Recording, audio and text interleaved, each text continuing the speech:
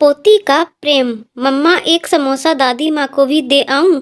तुझे कितनी बार बोला है कि ये उस बुढ़िया के लिए नहीं बनाए मैंने। चुपचाप खा ले वरना तुझे उस बुढ़िया के साथ कमरे में बंद कर दूंगी। मम्मी का इस तरह गुस्सा देखकर बेचारी रिंकू चुपचाप खाना खाने लगी। इस घर में दादी माँ के अलावा उसका कोई दोस्त नहीं था, इसीलिए वह हमेशा अपनी दादी के साथ खेला करती थी। पापा की इकलौती संतान होने के कारण दादी माँ के अलावा और कोई नहीं था जो उसके साथ खेल सके। पर कविता हमेशा उसे अपनी सास के पास जाने से रोकती थी, क्योंकि उसका मानना था कि वह एक अभागन है जिसने उसकी पहली संतान बेटे को निगल लिया। अजय आज दुकान से जल्दी ही आने वाले थे, क्योंकि आज कविता का जन्मदिन था, इसलिए कविता ने पहले से ही सब तैयारियां कर रखी थी। बस अजय का इंतजार था। शाम को एक छोटी सी पार्टी भी रखी थी, जिसमें कविता ने अपनी कई सहेलियों को आमंत्रित किया था। कविता खाना खाकर अपनी सास के लिए थोड़ी सी दाल भात 2 सूखी रोटी रिंकू के हाथों भिजवा दी। रिंकू खाना लेकर दादी माँ के कमरे में गई। दादी माँ, मैं आपके लिए खाना लाई हूँ, लो खाओ, आओ मेरी रानी बेटी, मेरी गोद में बैठो। नहीं दादी माँ, मम्मी ने मना किया है कि उस बुढ़िया की गोद में नहीं बैठना। अगर मम्मा ने देख लिया तो मम्मा मुझे खाना नहीं देंगी। और पता है दादी माँ, आज मम्मा ने समोसे बनाए हैं। पर बेटा, तुम मेरे लिए तो समोसे लेकर आई नहीं, और ये रोटी कितनी रूखी है, खाई नहीं जा रही। दादी माँ, मम्मी ने मना कर दिया कि समोसे उनकी सहेलियों के लिए हैं, इसलिए नहीं दिए। तुमने समोसे खाए क्या? कैसे बने थे? बहुत स्वादिष्ट बने थे दादी माँ। रिंकू के मुंह से ये बात सुनकर बुढ़िया के मुंह में पानी आ गया। रिंकी बेटा, अब समोसे और कितने बचे हैं? बहुत बचे हैं दादी माँ। अभी तो दादी माँ मैं देखती हूँ, अगर मम्मी किचन में नहीं हुई तो मैं आपके लिए एक समोसा ले आऊंगी। रिंकू बाहर निकलकर देखती है कि मम्मी तो अभी टीवी देखने में बिजी हैं। चुपके से किचन में घुस जाती है और धीरे से कढ़ा में से एक समोसा लेकर अपने नन्हे हाथों में छुपाए अपनी दादी को लाकर देती है। बुढ़िया जैसे ही रिंकू के हाथों में समोसा देखती है तो वह बहुत खुश हो जाती है और जल्दी जल्दी खाने लगती है। रिंकू जब ये सब देखती है तो उसे बहुत आश्चर्य होता है। दादी माँ, धीरे खाओ, नहीं तो गले में ही अटक जाएगा। बुढ़िया थोड़ी ही देर में समोसा चट कर जाती है। वास्तव में समोसे तो बहुत स्वादिष्ट हैं बेटा, चुपके से एक और ले आओ, और खाने का मन कर रहा है अभी। नहीं दादी, मम्मी देख लेंगी तो तुम्हें बहुत मारेंगी, और मुझे भी। अब मैं नहीं जाऊंगी दादी माँ। उसे पता था कि अगर मम्मी ने देख लिया तो उस दिन की तरह दादी को कई दिनों तक भूखा ही रहना पड़ेगा। बुढ़िया को अब रह रहकर उस समोसे का याद आ रहा था। बेचारी अंगुलियां चाटती रह गई। अब मैं जाती हूँ दादी माँ, नहीं तो मम्मा को पता चल जाएगा। अगर रात को समोसे और बचे तो मैं और ले आऊंगी। कविता टीवी देखते हुए, खाना खाया बुढ़िया ने? हाँ मम्मी, खा लिया। मम्मा, पापा नहीं आए अभी तक? नहीं आए, पर आते ही होंगे। मम्मा, आपने मेरे लिए पापा से क्या मंगवाया? तुम्हारे लिए इस बार एक बड़ी सी गुड़िया मंगवाई है। और दादी माँ के लिए? कुछ नहीं, वैसे भी क्या जरूरत है उस बुढ़िया के लिए इतने पैसे खर्च करने की। वो देखो, तुम्हारे पापा आ गए। पापा आ गए, पापा आ गए। अजय ने रिंकू को गोद में उठाते हुए, पता है हम तुम्हारे लिए क्या लेकर आए हैं? गुड़िया, ये देखो, बिल्कुल तुम्हारे जैसी सुंदर व तुम्हारे जितनी बड़ी। लाओ, मैं इसे दादी माँ को दिखाकर आती हूँ। दादी माँ, ये देखो, पापा हमारे लिए गुड़िया लेकर आए। देखो कितनी सुंदर है। हाँ, ये तो वाकई में बहुत सुंदर है, बिल्कुल तुम्हारी तरह है। ये लो कविता, तुमने जो मंगाया था सब है, देख लो, कहीं कोई सामान छूट तो नहीं गया। और इसमें 2 साड़ी हैं, एक तुम्हारे लिए व एक माँ के लिए। अजय, माँ को क्या जरूरत है साड़ी की? उनके पास तो पहले ही बहुत हैं, इसलिए फालतू की वस्तुओं में पैसे बर्बाद मत करो। कविता, तुम्हें पता है आज हमारे पास जो कुछ भी है वह सब माँ का इकट्ठा किया हुआ है। पर हमारे भी एक लड़की है और हमें भी अपने भविष्य के लिए धन की आवश्यकता है। अगर हम यूं पैसे खर्च करेंगे तो कल हमारे पास कुछ भी नहीं रह जाएगा। और वैसे भी इस बुढ़िया को तो कहीं जाना नहीं, पूरे दिन घर में ही रहना है। कविता, तुम्हें पता है तुम क्या बोल रही हो? वो मेरी माँ है, और अगर मानो तो तुम्हारी भी। वो मेरी माँ नहीं हो सकती, वह अभागन मेरे बेटे को निगल गई। खबरदार कविता, अगर और एक शब्द मेरी माँ के विषय में बोला तो मुझसे बुरा कोई नहीं होगा। मेरा भी फैसला सुन लो अजय, तुम आज से इस घर में या तो वो बुढ़िया रहेगी या मैं। तुम जा सकती हो, मैं तुम्हारे लिए अपनी माँ को नहीं खो सकता। मैं भी नहीं रहना चाहती अब इस घर में। आओ रिंकू। चलते हैं हम, कभी वापस नहीं आएंगे अब इस घर में। नहीं मम्मा, मुझे नहीं जाना आपके साथ, मुझे दादी माँ के पास ही रहना है। तू भी उस बुढ़िया के साथ रहकर उसकी भाषा बोलने लगी। तो ठीक है, जब शाम को मेरी याद आएगी तब देखना। मम्मा आप मत जाओ प्लीज, मैं किसके साथ सोऊंगी फिर? अपने पापा के पास सोना, मैं जा रही हूँ अब। पापा रोको मम्मी को, नहीं तो वो चली जाएंगी। नहीं बेटा, उसे जाने दो, और अगर चाहो तो तुम भी जा सकते हो। नहीं, मैं दादी माँ को छोड़कर कहीं नहीं जाऊंगी। कविता गुस्से में घर से निकल जाती है और अपने मायके चली जाती है। कविता को गए आज 2 दिन हो गए। दादी माँ को जब ये पता चला तो उन्होंने 2 दिन से खाना पीना भी छोड़ दिया। कविता हमेशा उसे भला बुरा कहती, यहाँ तक कि खाना भी ढंग से नहीं देती। फिर भी उसकी सास उसकी इतनी ज्यादा फिक्र किया करती थी। उसे बहुत बुरा लगा और वह कविता के घर से जाने का सबसे बड़ा कारण अपने आप को मान रही थी। अजय भी कविता के जाने से बहुत दुखी था। उसे भी समझ नहीं आ रहा था कि वह क्या करे। उसने कई बार कविता का फोन ट्राई किया पर उसने नहीं उठाया। अजय बालकनी में आज अकेला बैठा सोच रहा था कि आखिर कविता ऐसा कैसे कर सकती है। उसने तो साथ जीने मरने का वादा किया था। कुछ सोचते हुए अजय अपने अतीत के आगोश में खो गया। उसे अपने कॉलेज वाले दिन याद आने लगे जब कविता उसे पहली बार मिली थी। कितनी अनजान व अजनबी थी वो। भोला मुख, हिरनी सी आंखें व वो उसका यूं शांत स्वभाव, हमेशा दूसरों के लिए जीने वाली। पहली ही बार में अजय उसमें इस तरह खोया कि उसने सबके सामने उसे प्रपोज कर दिया, और कविता भी उसके इस साहस को देखकर उसे ना नहीं बोल सकी। कितनी अच्छी थी वो जिंदगी, न कोई गम था, न कोई समस्या, और ना ही किसी का कोई दबाव। बिल्कुल स्वतंत्र, किसी आजाद पंछी की तरह, जिसकी ना कोई राह होती है और ना ही मंजिल।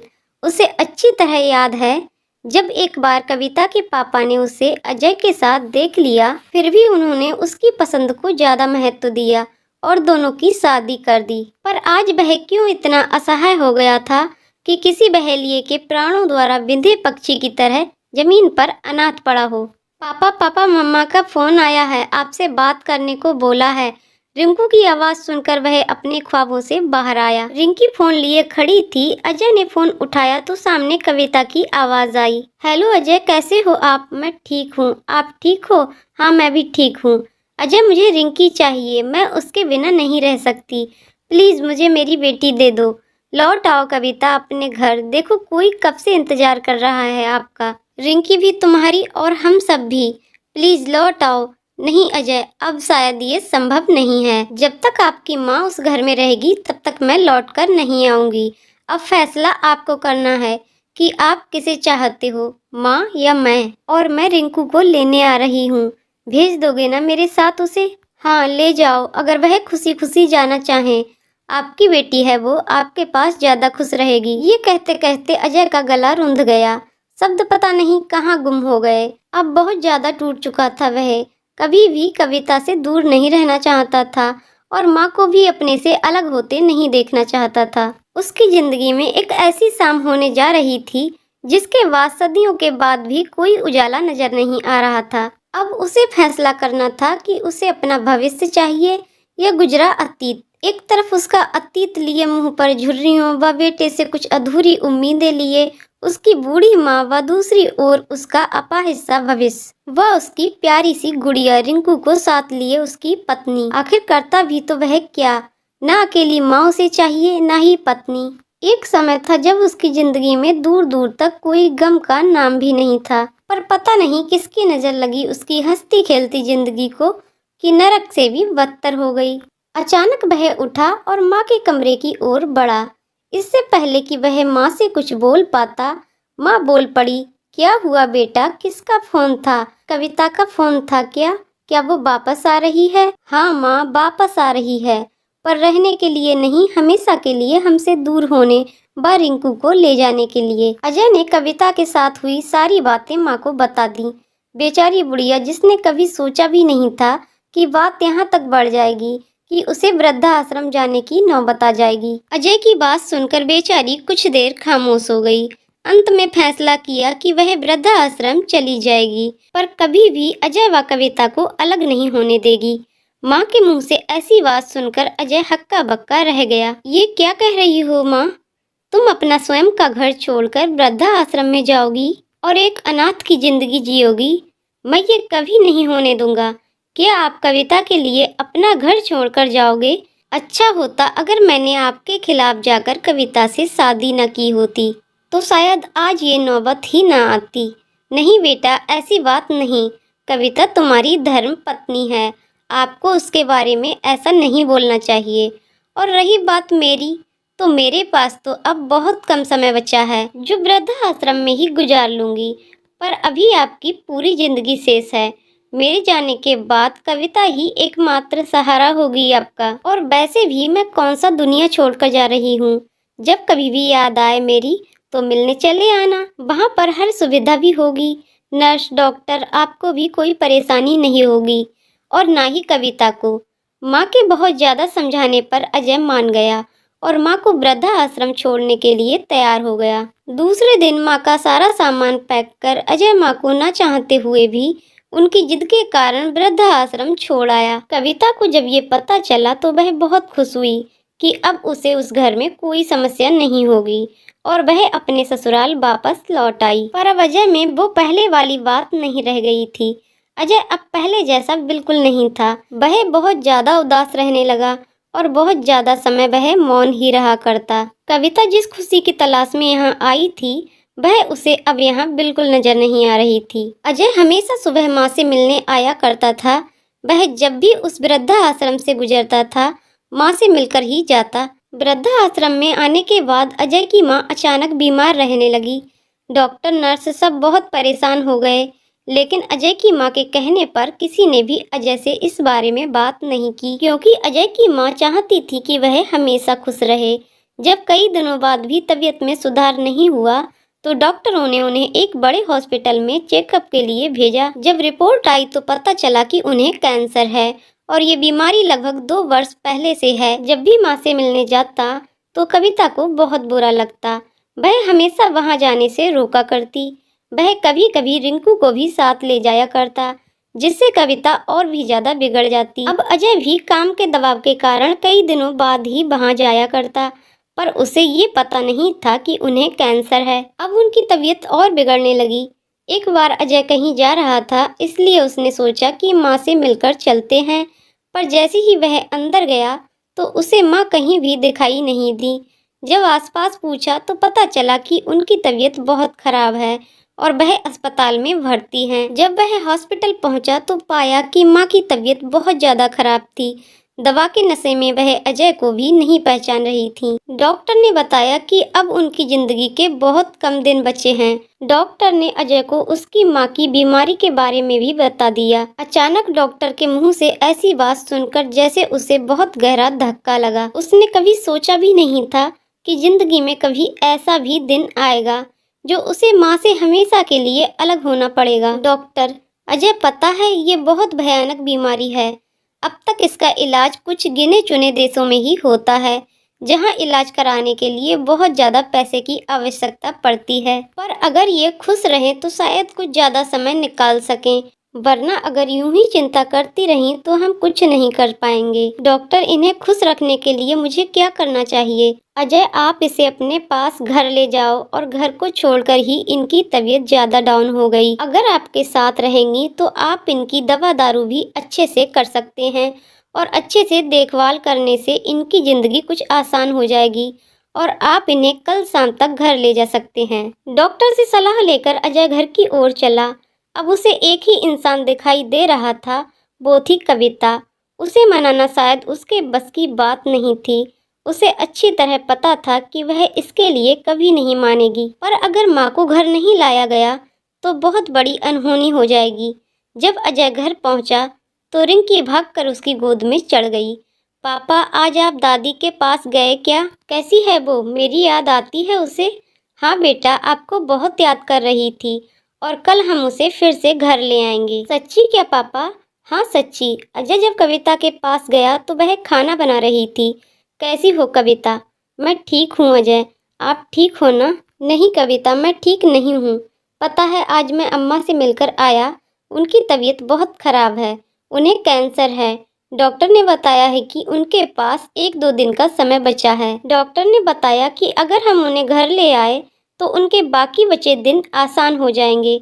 कविता, अगर आप बुरा ना मानो तो क्या हम उन्हें घर ले आएं? उनके पास बहुत कम समय बचा है, बस इस बार मान जाओ कविता। इसके बाद आप जो कहोगी मैं करूँगा, पर इस बार मेरी बात मान लो प्लीज़। चलो ठीक है अजय, अगर आप चाहते हो तो ले आओ, पर इसके बाद कभी मेरी कोई बात नहीं टालोगे। हाँ बिल्कुल कविता। कविता के मुख से ऐसी बात सुनकर अजय को बहुत ज़्यादा अचरज हुआ, पर खैर जो भी हो अच्छा ही होगा। ये सोचकर गॉड को धन्यवाद कहा और माँ को लाने के लिए सुबह का इंतजार करने लगा। सुबह जल्दी उठकर वह रिंकू को साथ लेकर माँ को लाने चला। आज वह बहुत खुश था, अपने सब दुख दर्द भूल गया था। वह तो ये भी भूल गया था कि जल्द ही उसकी माँ उसे हमेशा के लिए अकेला छोड़कर अलविदा कह जाएगी। रिंकू को साथ लिए वह उस हॉस्पिटल पहुंचा, पर जैसे ही वह माँ के कमरे की तरफ बढ़ा, उसके होश उड़ गए। आंखों के आगे अंधेरा सा छा गया और आंखों में आंसुओं का समंदर उमड़ आया। उसकी माँ अब तक उनसे बहुत दूर जा चुकी थी, हमेशा के लिए उन्हें छोड़कर, प्यारी रिंकू को छोड़कर। आज कविता की भी समस्या हल हो चुकी थी। अब वह कभी भी अपना घर छोड़कर नहीं जाएगी। डॉक्टर ने बताया कि रात को उनकी तबीयत बहुत ज़्यादा खराब हो गई और जोरदार खांसी के साथ रक्तस्राव होने लगा और देखते ही देखते उनकी सांसें उखड़ गईं। तो दोस्तों, आपको कहानी कैसी लगी कमेंट करके ज़रूर बताइएगा। कहानी पसंद आई हो तो वीडियो को लाइक शेयर करें और चैनल को सब्सक्राइब करें। वीडियो को पूरा देखने के लिए बहुत बहुत धन्यवाद दोस्तों।